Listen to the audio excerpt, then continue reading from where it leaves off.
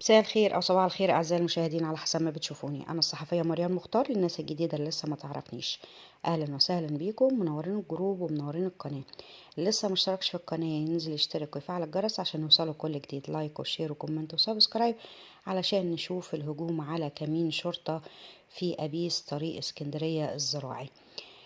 اللي حصل إن في الساعة الأولى من صباح اليوم الجمعة 20 يناير دخل الكمين ميكروباص فيه شخص واحد والسواق.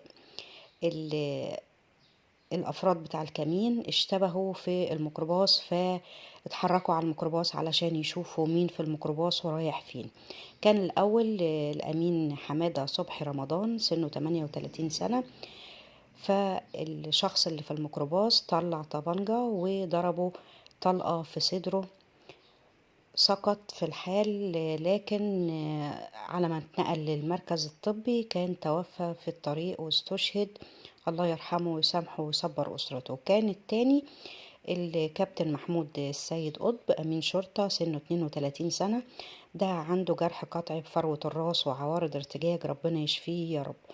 فلما قاموا يشوفوه آه، ضرب الكابتن حمادة وده استشهد، وضرب كابتن محمود وده مصاب، وحط الطبنجة في دماغ السواق وخلاه يطلع بسرعة. ضرب الكمين وجري بسرعة. الكمين بتاع أبيس كان فيه هجوم عليه.